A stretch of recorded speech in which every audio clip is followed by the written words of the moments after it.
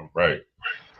Well, hello, and welcome to the Philadelphia Sports Podcast, a weekly take on Philly sports through the lens of husbands, fathers, and Philly sports fans.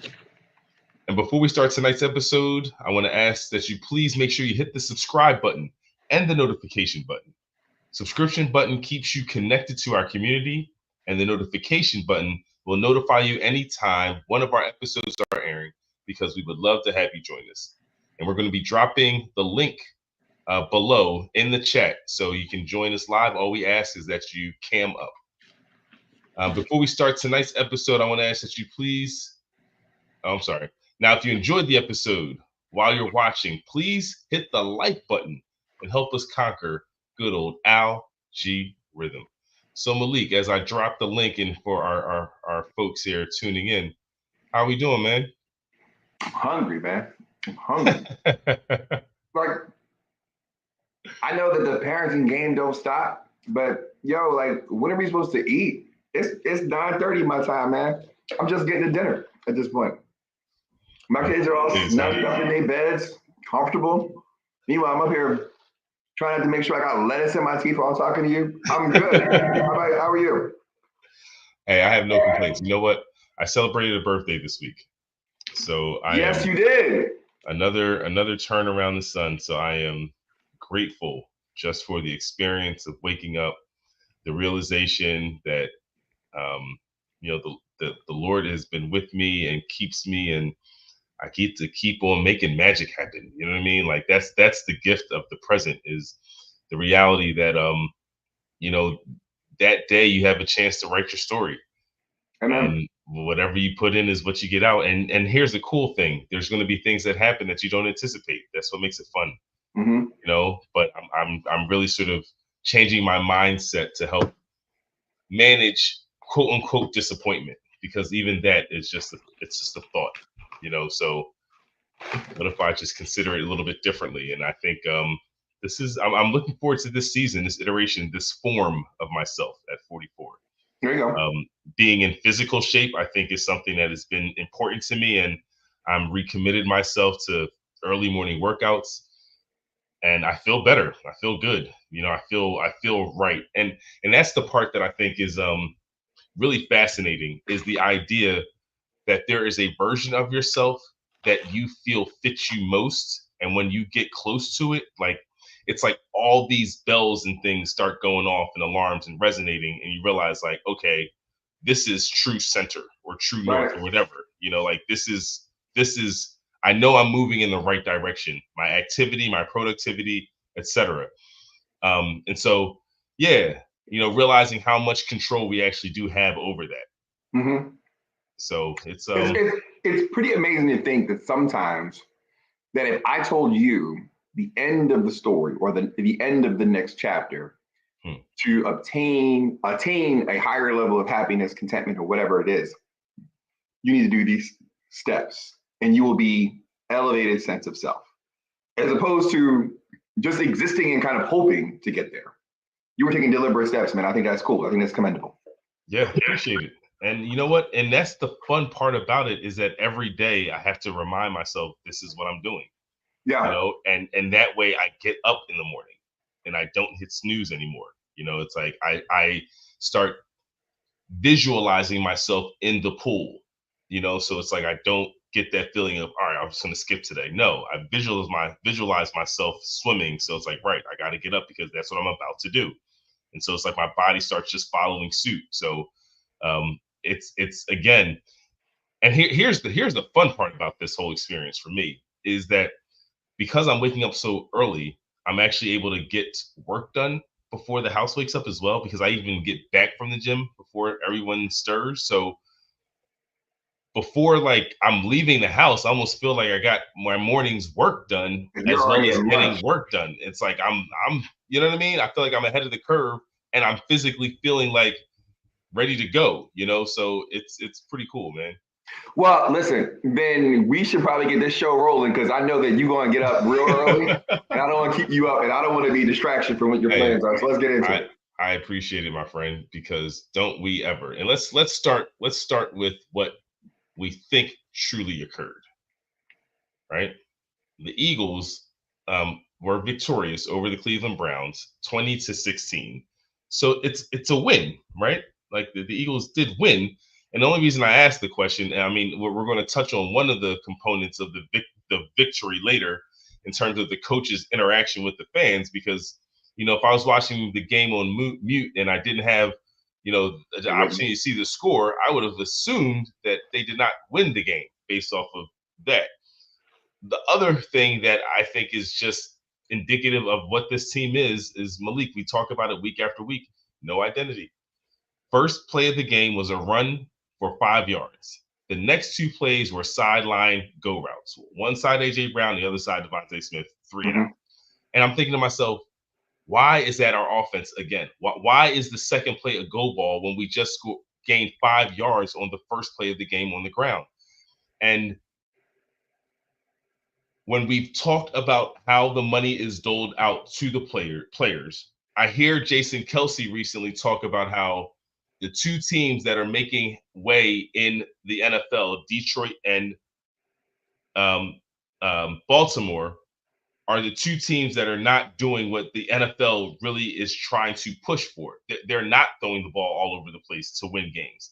They're setting up the pass with your commitment to stop them running the ball first. Right. And that's what opens up the passing game. And so again, I'm watching another game, and I'll land the plane where the team just lacks identity all the way through. Yep. At the end of the day, the playmakers make the plays. It's just like here's I think what the Eagles are. The Eagles, if you're a fan of playmakers making highlight reels, then this is your team to watch, because you're going to be put in position week after week. Kind of position week after week where it's like, unless they do it, there's no victory.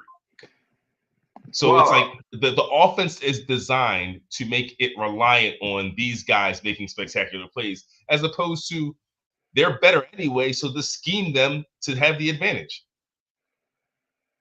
Listen, when you don't score over 20 points, when you don't consistently score over 20 points, I don't remember when last time they got over 30, then you're not really a team that's full of a whole lot of highlights. You might have a few big plays, but they're not an offensive team that I'm necessarily going to say I was going to light it up. The line was at 9 at one point in time. And but for AJ Brown making a crazy catch and Jalen Hurts making a crazy throw, they don't cover, and they might have given the ball back to Cleveland with a chance for them to win the game. That was a 2nd and 11 throw. A 2nd and 11 throw. And again, that's the point that I'm making, where it's like, why don't we have a play call that's a little more simple, that's a little bit more sure, where even if it's only 6 yards that you've gained, now you're looking at a 3rd and 5. Why is it all or nothing on 2nd and 11, where you now, if that misses, you're at 3rd and 11 and giving the ball back? I want to go back to what you were talking about with identity, because I think the Eagles, how is identity created, right? Identity, it's not, you mentioned Detroit, you mentioned Baltimore, right? Those are two teams that are physically imposing. And I think they're physically imposing for different reasons, right? Baltimore, we had previously known as their defense with Ray Lewis and Ed Reed and Terrell Suggs and all those guys. But now it's because you've got Lamar Jackson, you've got Derrick Henry, they run the ball. That's what they do. Detroit has Jahmyr Gibbs, they've got David Montgomery. They got a wealth of talent on the outside, but their offensive line is better than your defensive line, and they're going to run the ball. And their identity is created by their physicality. That's what it is. And so, whether or not it's their coach's kind of imprimatur, he's going to impose that stamp, or it's the fact that their lines and their ability to go out there and kind of impose their will. But you can't create an identity when you're throwing go routes to the corner, right? You can't create an identity when you are consistently in a rhythm. You just can't do it. And so there's no identity on defense because we're not physical enough. There's no identity on offense because we don't use the line that we have that is capable with this running back that we have. And so it gets to your point. So, yeah, 2nd and 11, you're going to throw the ball down to the corner. That's what it's going to be. I think you're looking at two things. Not only because at some point, maybe this is identity. Maybe that's the part that we're choosing not to accept, is that what we're actually looking at is this team's identity. And it's funny. I heard this statement made recently, and again, this is the second part of our show, so I'm not going to stay there too much. Only to say that generally teams take on the identity of the head coach. Yep. And the fact that we don't seem to be sure about how we want to approach the game in terms of what our true strengths are, to me is there's a correlation to how the coach presents. Let's just talk about him right now. All right, let's just go there, man. Let's just talk about him right now. Listen, we started a little bit later. I think we have to. Let's just talk about him right now. That's the whole conversation. It really is, man. Listen, the team is as sporadic as he appears to be. Let's back up. Yeah, let's start. So you're watching. Let's say you mentioned if you were watching this game, you wouldn't know what the Eagles' outcome was. You see him at the end of the game, and there's been so much said about his reaction and his going back and forth with the fans, and then he apologized. What was your first thought? At first, I said I was not a fan of him jawing at the crowd after a win. I thought that was weird, and it bothered me because the game, there was nothing impressive. There was nothing for you to beat your chest about in that type of victory. So I couldn't understand what the context could have been for that to have been okay. We did not win. It wasn't a convincing win. Things looked the same. We just had a lesser opponent in front of us that, thankfully, the guy still hasn't thrown for 200 yards yet. Right. And so that's what and you know what? Here's what I'm going to say. I'm thankful. I went apple picking. So I had of all the games where I did not give it my undivided attention. Right. Boy, oh boy, was I sure glad it was that one. Right. I had a couple of different thoughts on this thing because my first mind is, we're seeing the end of Nick Sirianni. Like, we're seeing the end. Like, we are now on the slow downfall of Nick Sirianni. Because obviously, he's since apologized. We've heard all the criticism. He's been excoriated over every single local and national forum possible, right? But we are now seeing, if this is the definition, if I'm going to go out my way. That's where we are. And whether or not he was motivated to do so by the players, or he felt like, look, this is the way I feel like I need to do things, and so what? This is who I am, love me or not. But the other thing I thought about is this, and it's kind of to your point about you didn't win big, so you can't beat your chest. Every now and again, you need to look at it and be like, yo, is what this crazy person is doing or saying actually right? And my example is, it's not necessarily apples to apples, not apple picking to apple picking, right? But Jimmy Rollins, if you remember, Jimmy Rollins way back in the day, he called Philly a bunch of front runners. He called the city a bunch of front runners. And this was right when, like, the early to mid aughts, when all of a sudden the Phillies were kind of ascending. And he was like, city is great, but they're a bunch of bandwagon people. They rock with you when you're at your height. They don't love you necessarily when you're down. They give you a hard time. And he said that, and it was not well loved. However, he said that comment, and then he went out and balled. He said that comment, and then the Phillies went out and won the World Series, right? But it doesn't mean that what he said was necessarily wrong. I think a couple things about this. Look, Sirianni, I don't love what you did. I think it was ridiculous. You look like a clown. You look unprofessional. All that's true. However, if this is what you now need to do to get those guys back from this 2024 to looking like it was 2022, then let's see it. If this is what you need, I don't have to love it. I don't play for you. But if these guys need you to go back out there and yell and scream and jump and look all like a clown, but they respond, that's the critical part. They need to respond. Because when you scored 20 points against the Browns, you didn't really respond. Now going forward, you better do it. Because we will be quiet and accept that if you win. But you better win, dog. You better win. Otherwise, you're going to be unemployed soon. So I couldn't agree more with that sentiment. here's the other part that I recognize, because when I looked at the clips, and you look at the clips and you see Brandon Graham smiling the way he is, as because when he starts his communication with the fans, he's still at the sideline. Right. And then he still walks over to more of where they're sitting. And I'm looking at Brandon Graham's reaction, and it's not a reaction of like, come on, bro. No, he's with it. He's with it, and so it's like, to me, it didn't come across like somebody who doesn't quite get it, I will say my initial response of it was before I saw the video and sort of heard about it, and I'm just like, and then when I saw the video, it was more of when he was closer to the stands. So of course, you're just seeing what you're seeing. You have no idea, and so I saw more minutes leading up to it, and seeing the players' reaction specifically is where I am agreeing with that last sentiment that you made about maybe this galvanizes the truth. Maybe this shows the guys that, you know what, Nick is going to be Nick again. Because maybe there was a version of Nick that he felt he needed to be to keep his job, and all of a sudden the guys are like, you know what, you don't look that familiar anymore. Listen, let's go down this road, because again, I don't have to like it.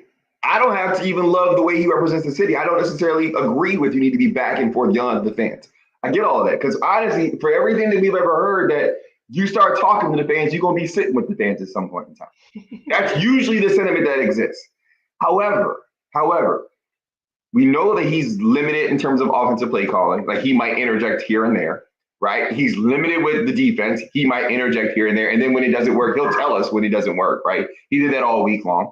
So he's not really responsible for the offensive and defensive game plans, okay? So then the question becomes, well, what does he do? What does he do? I'm going to go back to what you said about Detroit. Dan Campbell, Ben Johnson's the offensive coordinator. He's going to get a full-time job. He would have had a full-time job last year as a head coach if he wanted it, right? Aaron Glenn is the defensive coordinator. He is all of a sudden also starting to emerge. Now they've got more talent. Nobody's asking what Dan Campbell does. Nobody asks what he does. Those guys, I'm sure, are responsible for their respective sides of the ball. But nobody questions that he's the head coach. He sets the tone. I'm not saying I love Sirianni's tone. What I am going to say, though, if this is the tone that is required to get his players to respond, despite the fact that I don't think you need to pick those fights, go for it. Go for it. But just know, if it don't work, and by work, I mean the Eagles need to probably get at least into the second round of the playoffs. He's going to be sitting here with you and I talking about the team. Rather than I think the Eagles have to show up offensively in the playoffs. I mean, I think they have to show up offensively in the playoffs for him to keep his position. But see, here's where I'm at a crossroads. Here's where I'm really at a crossroads. I don't disagree with you. I do think that if Nick Sirianni shows himself that he's willing to be himself to keep his job, and then we get to truly judge him seriously, because he's like, not trying to be the version that maybe management or the fans or whoever he thinks he is expecting to be, however he thinks that influence has been thus far. Yeah. If he removes that and says, you know what, like we were just talking about, right? I get a chance to write my story every day. I'm the author, the director, the producer. Go for it. Come on, Sirianni, like, brother, the buck's going to fall with you. You're going to have to eat all the stuff anyway, so you might as well do it your way. Might as well do it your way. So let's see what you got. So I think if this is a see what you got season and the team does respond to it, I'm good with that, because here's where there could be something to this. When you think about how the Eagles looked, especially going into year 2 after the Super Bowl, just disconnected, like unsure of themselves.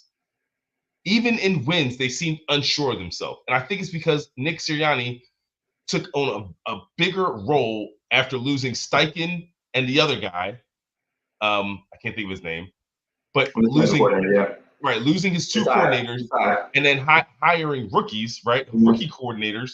And I feel like there was so much pressure on him that he kind of changed. Mm-hmm. And I think the team was weird around him because he wasn't the same.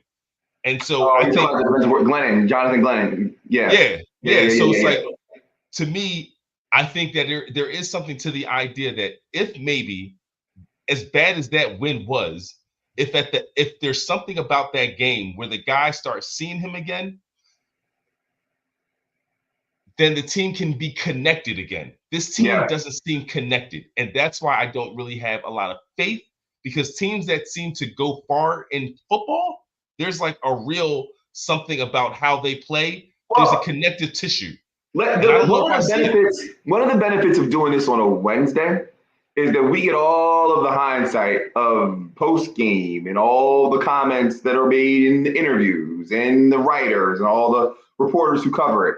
And I think you and I talked offline about, I sent you a clip about how Jalen Hurts' tone towards Nick Sirianni was dramatically different. Whereas we were questioning, well, we talked every now and again. We see he was very much more supportive, right? He seemed very much more entrenched, like that's my guy, right? We worked together. We had a great week. We were talking through things. All of a sudden, that was there. Don't know what motivated it, but all of a sudden, he was very much more supportive. Now, all of a sudden, you got Brandon Graham, who was watching his coach go at the fans, and he's rocking with that. Listen, I'm not saying that we are the Detroit Lions. I think the Detroit Lions probably run us off the field. But I remember when Dan Campbell came on board. Dan Campbell was hired, and he was talking about wrestling people, biting kneecaps, and doing all kinds of crazy stuff in his press conference. The dude was definitely no poet laureate. And all of a sudden, this team takes on that personality. If something switched, and I don't rock with this, and it better work for him, if something switched where all of a sudden his brash attitude now translates to galvanizing this team, endearing himself to Jalen Hurts, and getting everybody on the same track, this is what we're going to roll with. But if they win, we'll accept it. So that's what we're going to see. Agreed. I think I still am annoyed by him as a coach, to be honest with you. 100%. So 100%. So it kind of, I'm at a crossroads with that statement, because I don't know if that is true for me. Mm-hmm. I don't know if it's true for me. I think this team is uber talented. So winning alone doesn't, to me, address my concerns as a fan when I'm rooting for this team. I think again, if there's an identity that is established in this season, so I know what this team is, then I can ride with it. I'll put it like this: I would have a hard time accepting a team that wins with no identity. Like I don't like seasons like this. It's like a season like last year. I don't like going through seasons where we're at 10-6 or 10-7, where it's like, hey, it's a winning record. We made the playoffs. But the whole time, just like, I don't know what my team was all year long. Listen, I will tell you that I feel you, and I think that's typical of Philadelphia, right? So Philadelphia, up until Doug Peterson and Nick Foles won the Super Bowl, probably the most endearing group was the Buddy Ryan era Eagles. And they won a playoff game. They never won a playoff game. I'm sorry, Rich Kotite won a playoff game. So everybody was talking about, we knew their defense was their identity. Buddy Ryan was, out there hitting dudes, House of Pain and all that other stuff, right? Body bag game, all of that stuff. And we look at those dudes and we love them and hold them up on the pedestal. We knew who their identity was. We knew what they were about. They didn't win.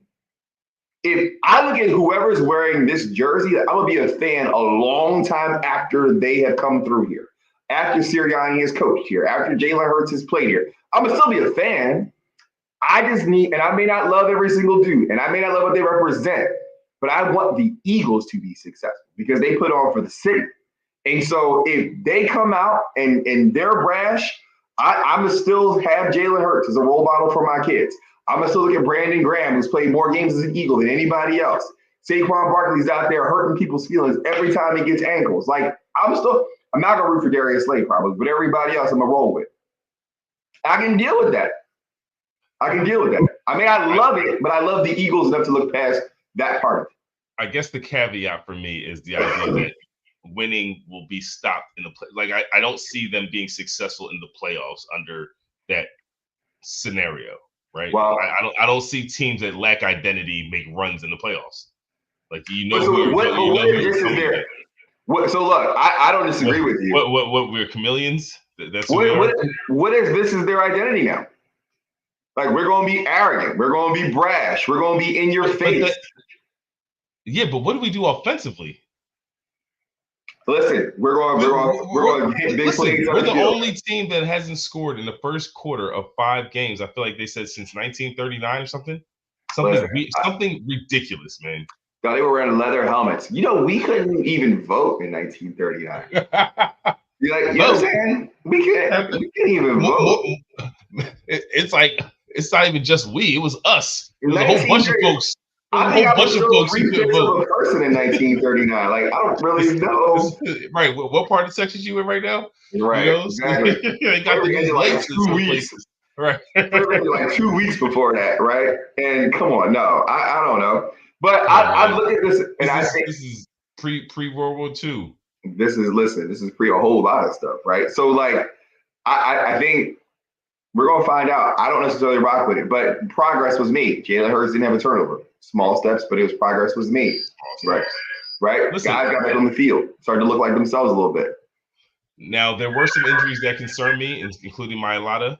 He was carted off. I don't know the update there, and I guess as a Philadelphia Sports Podcast show, I should have that information. I think it's a hamstring. The severity, I think, is to be determined. So he's out. He is likely out this week. Likely out. And the Giants do have a couple guys in Thibodeau and Burns who do get after the passer rush. They do get after the passer. Yeah. Listen, all you need is your guys to make one play, and I think that's when I saw Burns making plays against who did they play last week? Was that Cincinnati? Right. And they played. It was a tough game, mm-hmm. And I'm watching the game. And I'm thinking to myself, why can't our number 0 in Huff just fly around the ball a little bit? Like once in a while, he's in the backfield just causing havoc. One time, just once a half. Can we get it once a half? I'm not ready to completely throw him out yet. And I'm also about to be in November. I'll holler at you in November. We'll talk. But Huff and Nolan, again, I caveat all this would say Cleveland Browns, Deshaun Watson is absolute trash. Get that man a massage. But all of a sudden, these dudes, like, they're starting to show some flashes. Like, the Browns didn't score, but for the special teams. So that's a big step, right? So that's a big step. So let's see if they can continue to build on this. It's not like Daniel Jones is peak Joe Montana, right? So we should look at this and be like, they've got one guy. And if that guy's healthy, rookie Neighbors, let's try to limit him and go after this dude with everything we got. We should be all right. Putting our rookie on him? Or are we going to put our vet? You think we're putting our rookie or our vet on him? Who do you feel more confident with? That's the question. Who do you feel more confident? You really want me to say this on the airwaves? Please, put it on wax. Go ahead. I don't feel like I'm putting them on blast because we're talking about another rookie. So let the rookies guard each other. That's what it is. So that's the answer you're getting? Okay. Let's let the rooks go at it. Why not? Okay. That's the same way to respond. You have the vet on the other side, just keep an eye on things. Listen, I'm going to tell you right now, because I got no problem. He ain't checking for me, and if he is, he got better things to do. I miss me with all things Darius Slay, dog. Miss me with all things Darius Slay. We're not even supposed to say his first name. You said Darius Tanner, Heath, Henry Slay. I don't know what the bull's middle name is. All of them. All that dude. And like, he's an incredibly talented, incredibly accomplished, incredibly gifted player. If there was one person who's like, dog, read the room. Read the room. Like this was 2-3 weeks ago now. He went on the Michael Parsons podcast. First of all, Dallas, bad luck, right? You don't know where you clearly are. Then you go out there and you say something about your teammates in that podcast. You're ripping your teammates down in that podcast. What are we doing, right? Meanwhile, the locker room is as fragile as it possibly can be. I know your man had smoke for you when he saw you because why wouldn't he? And then you go back and you double down. I can't wait for Cooper DeJean and Kenyon Mitchell and Keely Ringo and Isaiah Rodgers to get better so he can get going. I'm sorry. I'm ready to go. See, I'm not as sour on Slay as most. I think that there is a part of me that understands or understands. That's because you're a Christian, Sam. That's because you believe. There is a part of me that recognizes pros move a certain kind of way. And at least for Slay, I'll give him his authenticity. I don't think that I think however he is making these comments, in his mind, he is not bashing his teammates. Like there's something about it where he believes his teammates understand what he is saying. Because if he's really just that loose with it, you know, I'm giving him, maybe I'm just giving him a little bit more credit that he's not just trying to go all out at this point in time for his podcasting career. You are giving him and I still think that there are plays that he'll be able to make. Again, I just need him to show flashes, man. You're not. Listen, I'm talking about get a third down breakup or a third down pick. You know what it is. That what you just said is exactly it. And I'm not saying that he's not a talented dude. I'm not even saying that he's a bad player. I'm not suggesting it. I said I'm just over him. I'm over him. And the other piece is this. This is what I think.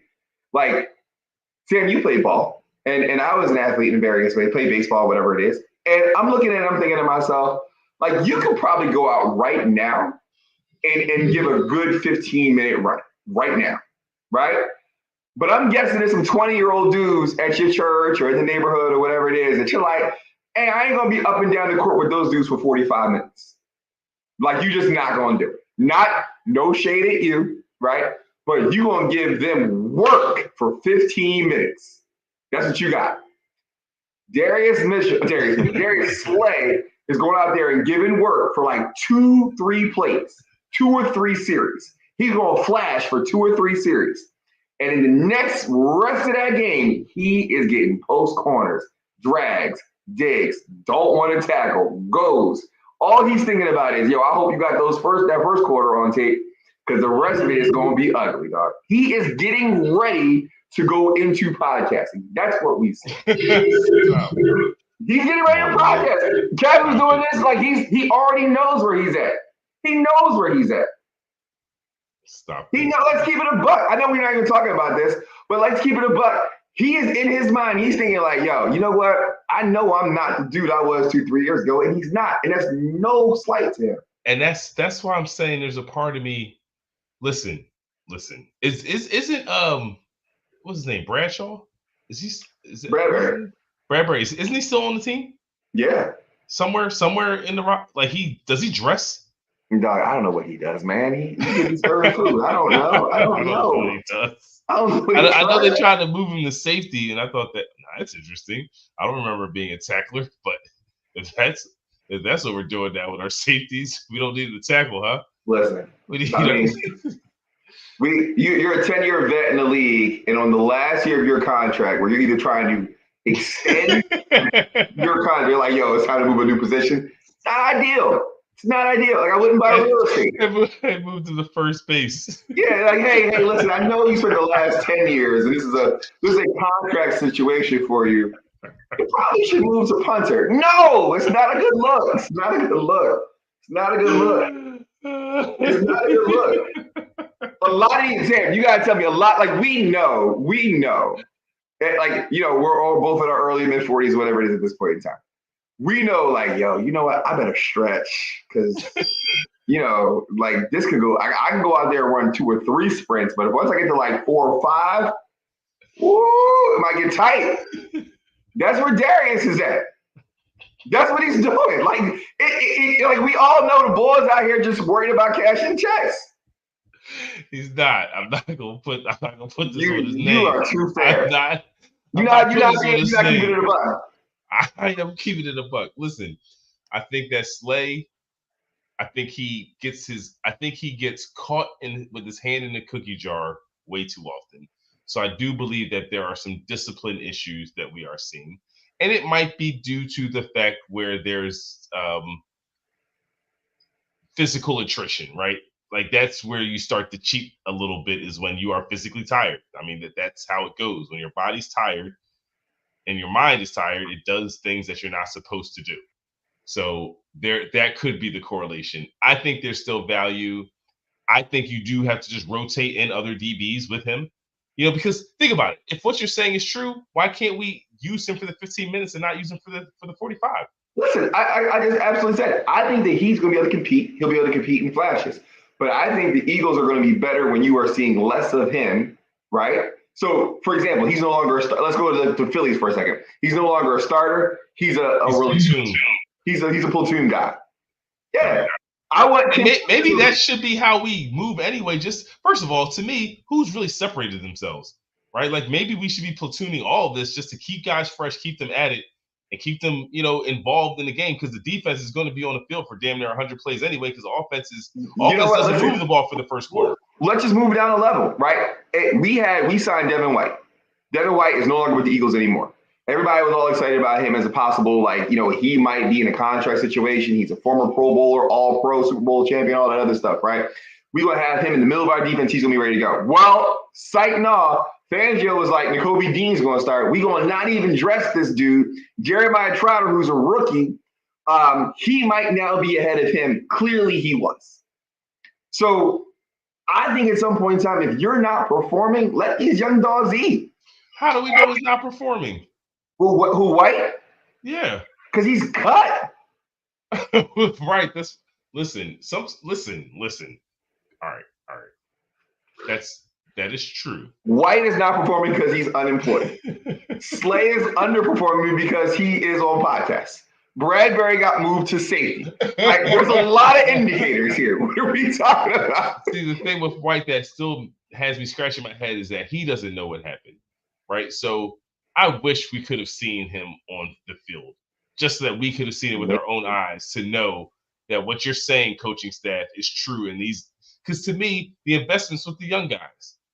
Well, that's what I'm saying. A couple of things. So to your point, I wish we would have seen it so that we knew what the coaching staff was saying was true. White, I'm pretty sure, would have taken a longer-term deal if offered. He was offered a 1 year, or he accepted, I should say. He may have been offered other things, but he accepted with us a 1 year, I think it was $4 million or something like that, right? If he was offered a 2 for 10, I'm pretty sure he would have taken the 2 for 10, right? Absolutely. So we don't know what he was showing in practice. We just know what we see. What we saw was what he offered and accepted. We see he's unemployed, and I don't think he's been picked up anywhere else. There's that. The other thing that we know is the Eagles went out and signed Isaiah Rodgers last year when he was suspended. They drafted 2 early corners, right? Their first 2 picks, or 2 of the first 3 picks they had, corners. Then they went out last year, drafted Keely Ringo. All these young dudes play, and then they kept all these cats, right? So at some point, if we start to see attrition, whether it be age or performance or age related to performance, right? Or performance related to age, I'm sorry. All of a sudden it's like, yo, maybe it's time. It's time. And listen, you go out and you be whoever you best to bring this whole thing full circle. You go out and be the best version of you, however you need to motivate yourself. So if Sirianni needs to pick a fight with a dude in the 700 level, God bless him. If Slay needs to drag dudes on a podcast, God bless him. But you better perform. That's all.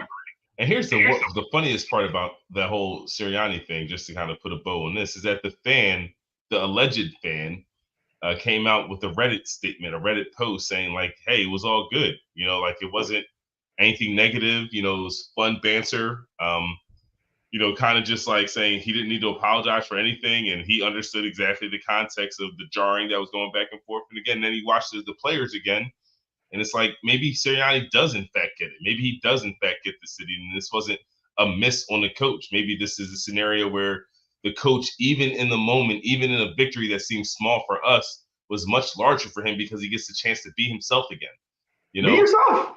But Jimmy Rollins called us front runners. Called us front runners. My only concern is that the team looked the same. Yeah. Like that's the part that I can't. If this part is true, then what's supposed to be the effect over here? Completely agree. So maybe next week is the week against the Giants where they score in the first quarter or something crazy. Right. Right. Let's start there. It's the first quarter scored. We're not even talking about touchdowns. We're not even talking about touchdowns. I'm with you. I mean, a safety, anything, just points on the board. We haven't done to date for the year. I'm with you. Listen. I think that's it. You're now starting to be yourself. That's the cause? What's the effect? The effect needs to now be the players go out and they wanted you to do this. They supported you doing this. They better ride for you now. They better go ride. Like, is that going to help Jalen hold on to the ball? I don't know. Is that going to increase the pass rush? I don't know. Is that going to improve your tackling? I don't know. Is it? See, here's the real question: is it going to affect the play calling? I'll be curious to see if it does. Does this allow us to do more RPOs, real run pass options, and just running of the football? This team needs to run the football first to set up the pass. And I'm not saying you wear Saquon down, but we have other backs. We drafted a back. We have 14 in my young bull. Like, we have guys that you can give carries to. We just don't call runs. Listen. And Saquon's averaging almost 6 yards a carry. We taking shots down the field, bro. Ain't nobody got time for these little dink and dunk runs. 3rd and 1, go 40 yards, turn around, let's go deep. Run to the trash can and turn around. That's what we're doing. That's what we're doing. Every play, man. It's so weird to watch our offense. Listen, I'm going to end this here because I think this is a good show. Being that we start a little bit later. When I'm watching the commentary of this Browns game, again, as I'm apple picking, and I'm hearing the commentator, I guess it's Jonathan Vilma. Yes, it was Vilma, talking about how he commended the Browns for establishing the run first to set up the under routes to then set up the over routes. He's like, you can see what they are attacking. They attack you with the run game first to make you then stop that and focus on that. Then they get you right over their heads in the under routes, like right over those linebackers because they're pulled up. And then you set up the over routes. Conversely, with the Eagles, it was a run and then the over. Like, we just went straight to over routes. There's no setup. There's no game planning, it seems. It's just like, hey, in football, you can run these plays. Choose one. It's like they hit a button and it just spins, and they hit another button and the play comes out. And it's like, hey, we've practiced this one. Why not? This should be as good as any other play. Let me ask this quick question. Aside from the occasional man in motion, right? Aside from the occasional man in motion, has there been anything that you would say offensively the Eagles demonstrably do differently, right? I understand, like, hey, we might be a little bit more focused on Saquon. I get all that. We might be a little focused on, like, mesh routes and kind of. Is there anything that you can say, like, okay, I get it, but I don't see the outcome? What is dramatically different last year, Brian Johnson versus? That is my issue. It's why are everything down the field? Well, I don't understand why we don't eat up the middle of the field. I don't get it. That's an issue. Yeah. You're right. All of his throws are to the sideline. That's right. Because he's just that prone to turn the ball over that they're just designing it for him to go to the sideline all the time. Listen, I agree. I think there has been metrics that say the Eagles are in the bottom third, if not lower, of the teams that throw the ball in the middle of the field. Absolutely correct. And think about this. Think about that. If that is true, Malik, if we are bottom third right now, throwing the ball over the field, and he's leading the leagues in turnovers since last year, what happens if he throws the ball with more traffic? Oh, listen. Maybe that. I don't know. So think about it. Another fight. So you're gonna be fighting somebody else? Maybe they have been coaching him well to the point where he's leading the league in turnovers, but they're at least limiting the throws where they're the most risky. The higher risk throws, yeah. Well, listen, let me ask this question. Do you think that we before we started, we talked about the fact that the Eagles have now been flexed out. The Cincinnati game has now been flexed out. Larger indication nationally is that any greater impact or effect? I'm sure that Jeffrey Lurie loves to see the Eagles in primetime games. I'm sure he wants to have his team highlighted in that way nationally. Do you think that he looks at Sirianni's attitude, the way he carries himself, and there's any correlation between we can't keep this going even if we do win? We don't want to be represented this way. We're underperforming offensively despite this cavalcade of stars, and you're a jerk on top of that, right? Do you think that resonates with him in any way? With Sirianni. With Lurie. I think Lurie, here's what I think. I think if the full story is that the fans did not feel offended by what happened, then maybe Lurie can understand it. maybe this is something Lurie understands. I think that if it was on its face where you're just going back at fans who don't like the product, and it was intended to be adversarial, then I think Lurie is just like, all right, when's the earliest I can do this with the minimum disruption to my organization?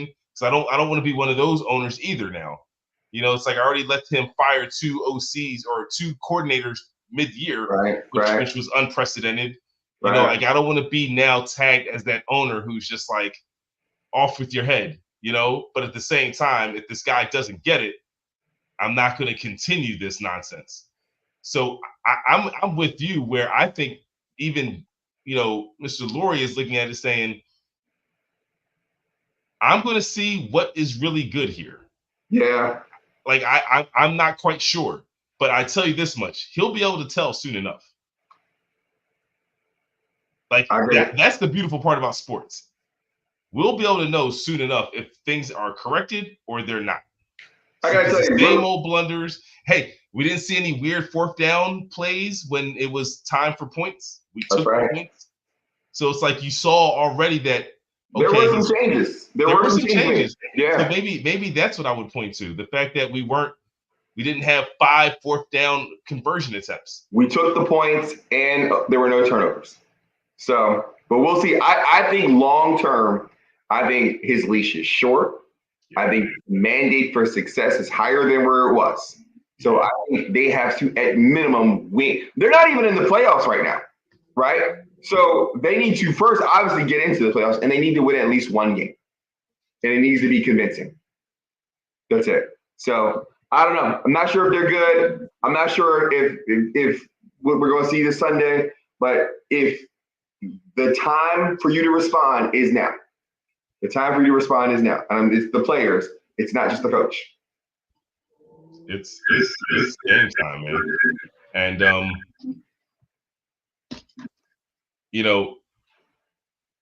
even when you think about the projections of this team this season, we're still in the mix. Dallas is falling off a cliff. The Giants, there's not a lot of belief, but I mean, it's a losable game. I'm not saying a Giants. I don't think the Giants. I don't look at the Giants the same way I look at this as Cleveland, and we won that game by 4 points. So to me, this is not in the bag. No, I think we need to go out. No, yeah, the Giants move the ball. I've seen them move the ball against real defense. So I don't know who the Eagles really are. We're one of those teams where it's like we better strap it up and play this team tough and hard and come out victorious. Like we just gotta strap it up every single week. There shouldn't be like these weird money lines that are like overly favored for the Eagles. Why? No, how? No. If I see another big money line, I'm taking the other side of it. Not because I don't believe the Eagles will win, but it's like, how can you believe they'll cover? Based on what? Speaking of money line, and to move the conversation forward, actually, I wanted to throw to you the Sixers over-under. The Sixers over-under. I believe the number is 50.5. I believe the number is 50.5. It's in and around that depending on where you look. So the Sixers over-under win total is 50.5 games. Will they win 51 to win the bet if you take the over, or will they win just 50 games and take the under? That means the Sixers are probably not going to win the division if they have that number, because you assume Boston. I believe Boston is considerably higher. I believe the Knicks also is considerably higher than 50.5. So that's the case. First, Paul George, thank God it's just a bruise. Hopefully he's back within a few weeks. But already hearing Embiid, not playing back-to-backs. He hasn't been on the preseason court yet. He hasn't done a 5-on-5 with any of the new 13, 14, 15 teammates that he has. And now Paul George is out. Expectations. I think the 50 is –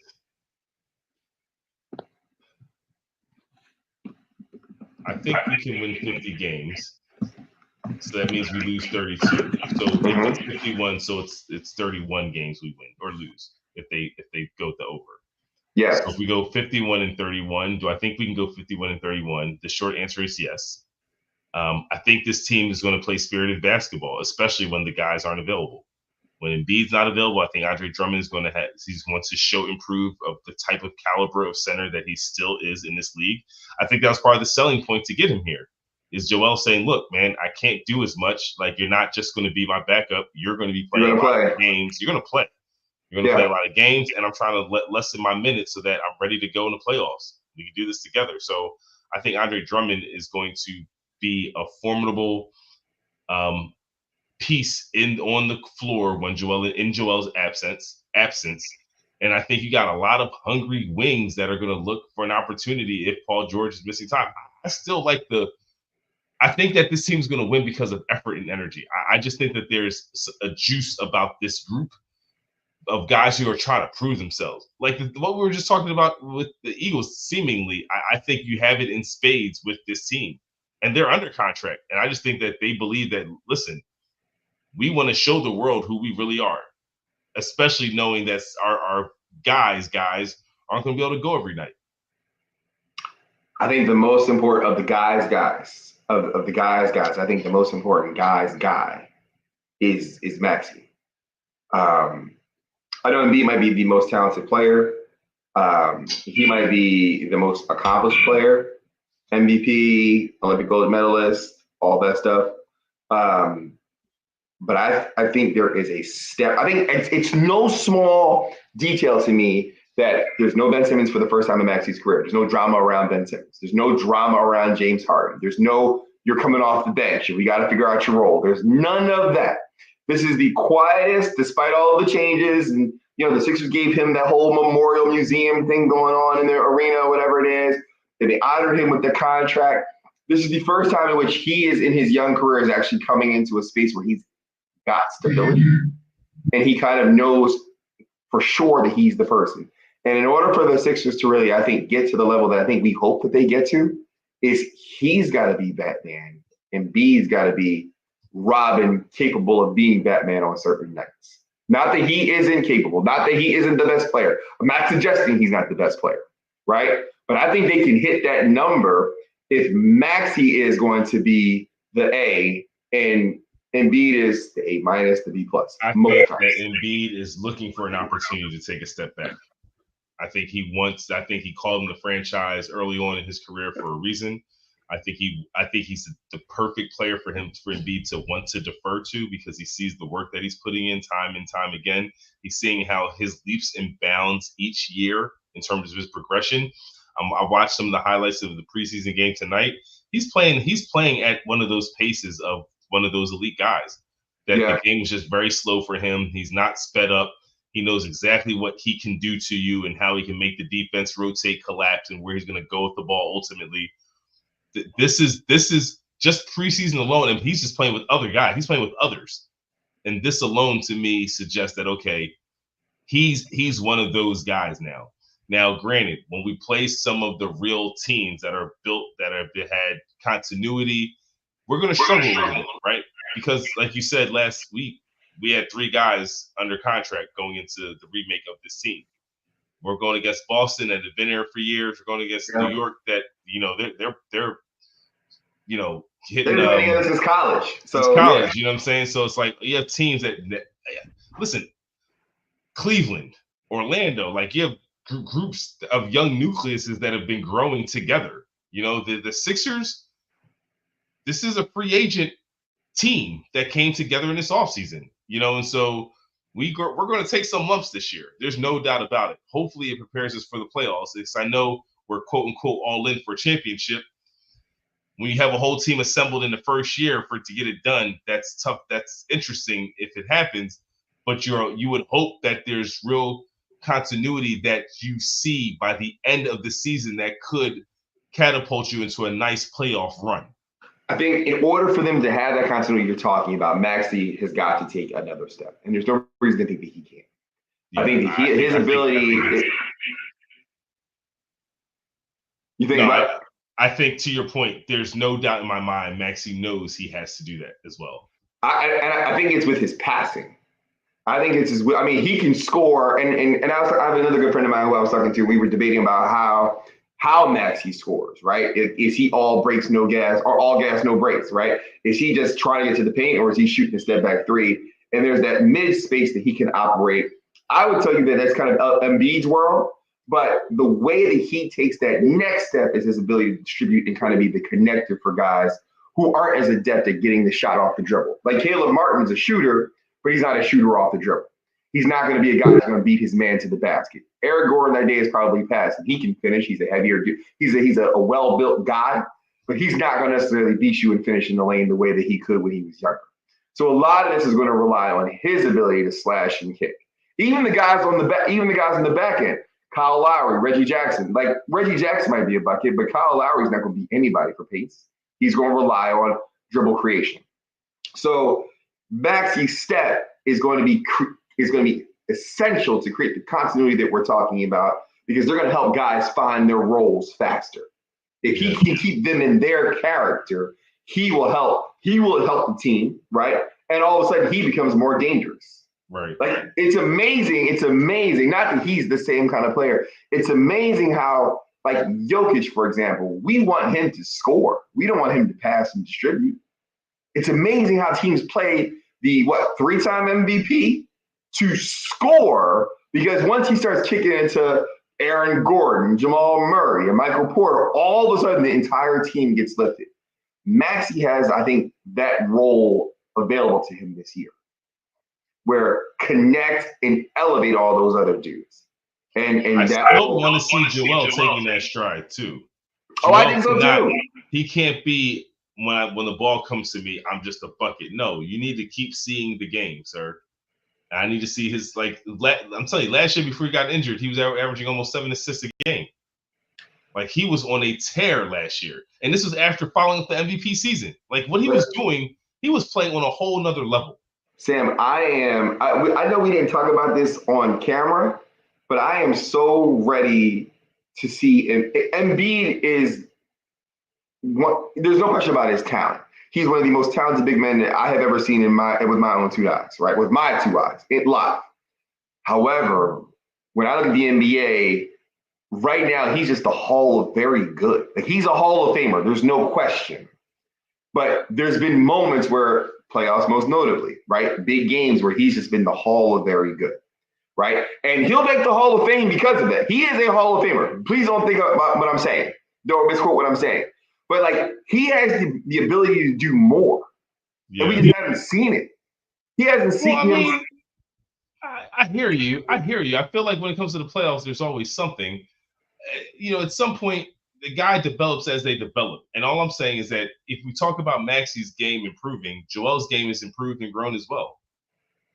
I mean, he was an MVP 2 years ago. It's hard to say that there's not growth if he becomes MVP. And the tear he was on last year, it's like he was going to be a back-to-back MVP recipient. He was training that way. My gripe has been like I get tired of watching, and maybe this is just my own personal issue, and I very well acknowledge that.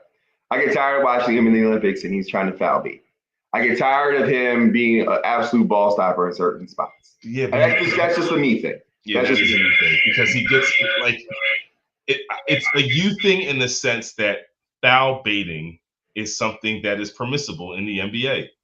And someone who is as big as he is, it's like, why endure real contact when I'm allowed to do this? They can't guard me. They're fouling me. You're right. Let me add a layer to that. Because in the Knicks series, where he was trying to do that, it was when he wasn't getting the call, it was taking him out of his game. That. Let me be clear, because you're right. It absolutely is an aspect of the game, and he absolutely should take advantage of it. You're spot on correct. I was getting frustrated watching him where there were moments where he was relying on that. When you can beat Mitchell Robinson, you can beat Isaiah Hartenstein. And that's the part where I'm like, yo, let's move forward. That's where I want to see him mentally. And I'm hoping at the Olympics, with all those guys and what he saw that was required of them to take that next step. And he was a big part of that in certain games. I'm hoping that he takes that step too, because he's not exempt from the same progression they're hoping that Maxey takes, even though Embiid's a little bit farther along his career. He's absolutely essential to whatever success we're going to have this season. I agree with you there, man. I think, I mean, this is going to be the year he becomes the face. Like, I think this is the franchise year for him. Maxey. Correct. Yeah. I think this is truly his franchise year where it's like, wow, Philly's got 3 dudes.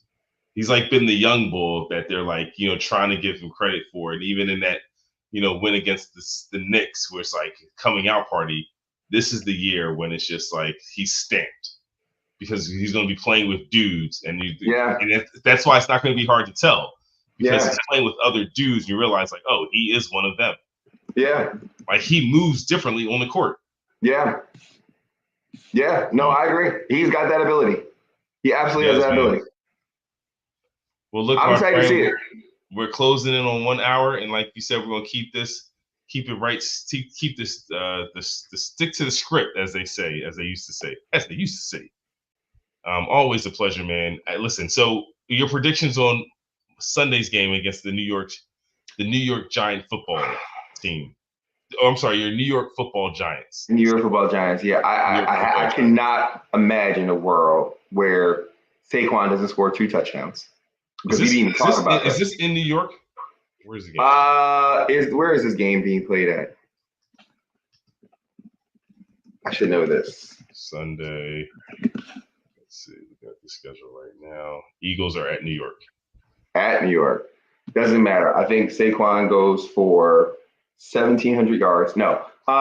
He's got to score 2 touchdowns in this game. And I think if there was ever a time when you talked about identity and imposing your will, listen, you want to slow down these pass rushers?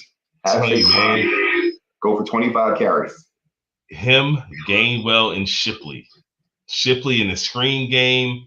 Gainwell in the like they're all pass catching backs anyway. Slow that pass rush down because now they got to think twice before they come at the quarterback. Are these backs leaking out? If we lose to Daniel Jones, like we almost lost to Deshaun Watson. Listen. We almost lost to Deshaun Watson. Go listen. But we didn't. You were already apple picking. Last week. I don't have anything to do next week. I'm about to see. I'm about to open up my calendar, man. I'm sure there's a fall festival near you. I'm sure there's a volunteer opportunity around the corner. Little old lady across the street. You can find something to do. That's it. That's true. That's it. If we lose to Daniel Jones, I'm gonna go out. I'm gonna go stain somebody's deck. I'm gonna shovel snow in Texas. Like it is what it is. I'm done. You're done. I mean, what else are we talking about? At that point in time, my expectations are now like nil. Right. No, you can't lose to the Giants. We're going to be in the white jerseys. The white jerseys, green pants. We're always in the white jerseys when we play in New York. Eagles need to win this game, and I'm just hoping that we have a moxie out there on both sides of the ball. That at least we there's a brotherhood that I can see on the field, and not just like these. Sometimes I feel like I'm watching mercenaries. Much disparate parts. Yeah. And I don't enjoy that. I don't enjoy that. Yeah. When I watch a team that just seems very disjointed, I think something's wrong. What I would love to see, and we may be moving towards this, Cooper DeJean replaced and played well Avonte Maddox last week. Sidney Brown has been activated. I think he's a full go in practice. So a lot of the young guys are starting to slow. And they're connected, man. That's what I'm saying. So now all of a sudden, like Jalen Carter, Jordan Davis, Milton Williams was out, I think, this past practice. But DeJean and Mitchell, Ringo, Brown, Nakobe Dean's already playing. There's a lot of young dudes that are going to get their chance. And I'm not holding any seat for Darius. So let's go see those Bulls, man. I'm sorry. I know that's your guy. I know you're such a Christian, Sam. You are such, God bless you. No, I'm just saying, just use him properly. Use him for the 15 minutes that he got. Stop putting him out there for 45. Listen, if you got an old head that can give you 15 good minutes, then understand what you're working with. Why put him out there for 45 minutes if he can only give you good 15? They need to know that. But we play who we pay. He's a better podcaster at this point. Let's just go. We play who we pay. We understand this, man. I think it's relevant. It's a relevant conversation. So, but it is what it is. We'll see. I got the Eagles winning, man. What about you? I got the Eagles winning. It's time for the Eagles getting the run. I do see us getting on the. It's some teams that some beatable games are in front of us, and so let's see if we can as always, put this stretch together because we're known for that too. If I can lament one thing about the Eagles, I got to also acknowledge the other part. And the other part is that we go on winning streaks. That's true. That's true. They look how they look, but this team goes on winning streaks year after year after year. So Yeah. maybe this is the beginning. Go Birds. Go Birds. So, hey, my friend, until next week, man. Peace.